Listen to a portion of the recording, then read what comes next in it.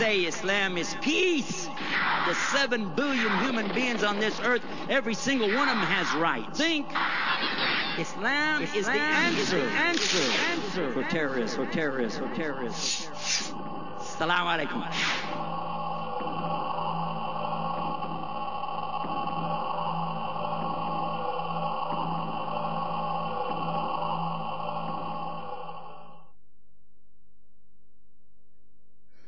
Bismillah, alhamdulillah, wa salatu wa salam ala Rasulullah.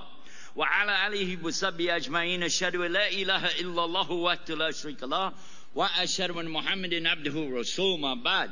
First of all, I want to extend the salams, the greetings of peace, to all of my brothers and sisters here in Bangalore, India. From our country, we have many Muslims, I don't know if you know this, in the United States of America. In fact, many of them came from right here in India. And all of them want to be sure that I give big salams to everybody. So, inshallah, I'll do that right now. Assalamu alaikum rahmatullah. The second thing is that I turned out to be a real Muslim after all. And how is that? Because I noticed the difference in timing. In my country, everybody's real punctual. They got a big thing about being on time. And you know what?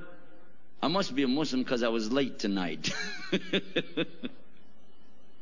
We have in our country what we call Eastern Standard Time, EST. Then we have CST, Central Standard Time. MST, Mountain Standard Time.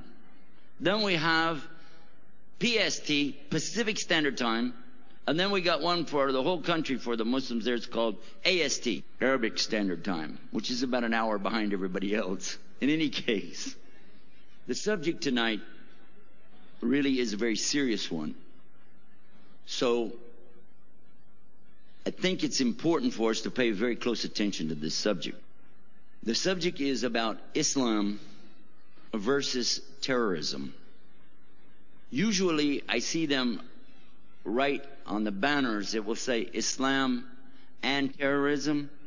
But I want you to be sure you understand versus terrorism.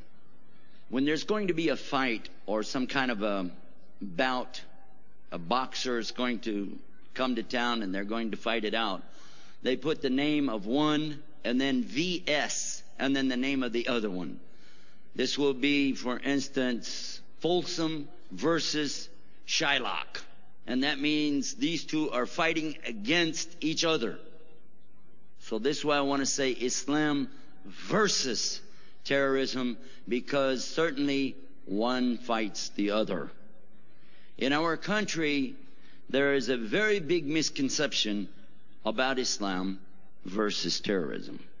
I'm sure that there's a certain amount of that all over the world because of the tremendous hype that is being received everywhere through the media.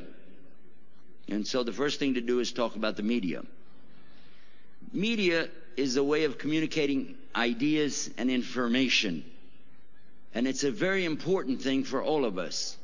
This is something that's been going on since human beings knew how to speak, is for people to go into places and share information from other places. This is not new at all. As a matter of fact, that's how Islam spread, exactly through media. Versus the sword, meaning Islam didn't spread by a sword. It spread by media. Media or stories is called hadith. All right?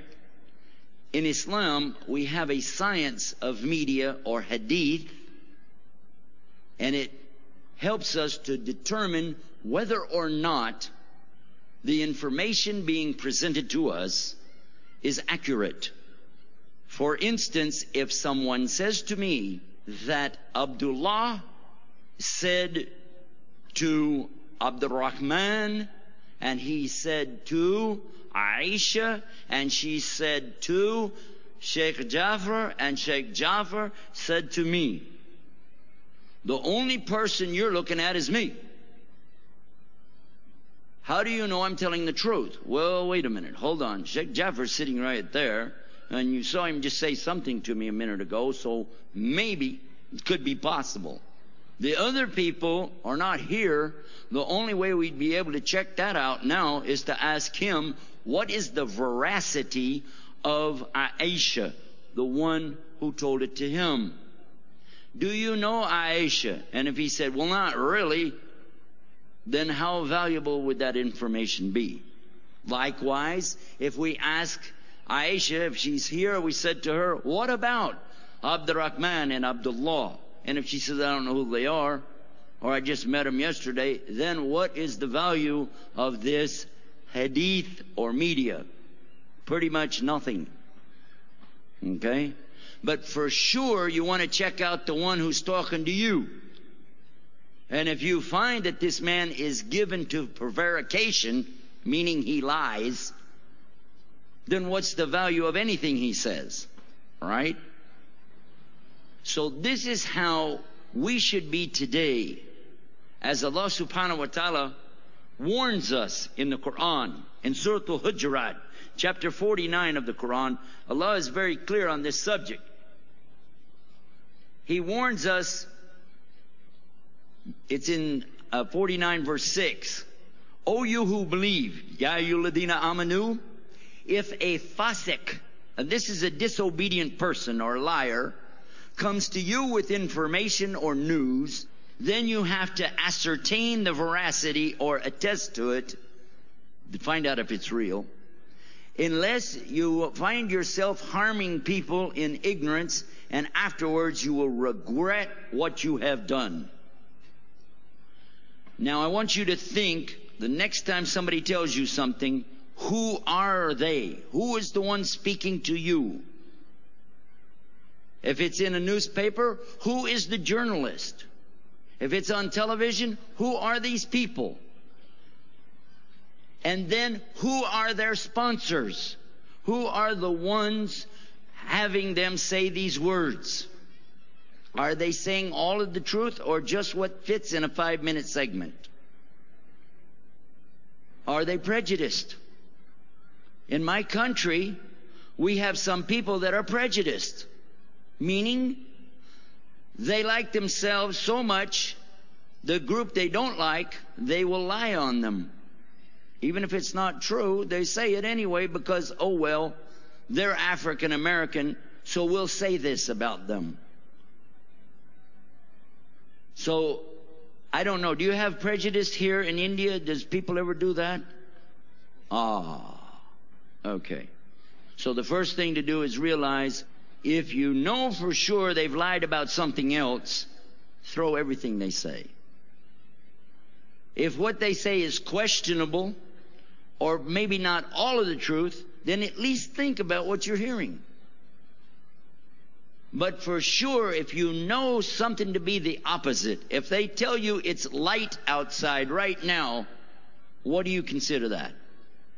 Are you going to consider the obvious, or are you going to try to say, well, maybe they meant, it's almost light, or maybe they meant there's lights over there somewhere, or, let's be realistic. Tell it like it is. Okay? That's the first part. The next part deals with what some people do. Some people do bad things in the United States of America. But does that make everybody in the United States of America a bad person?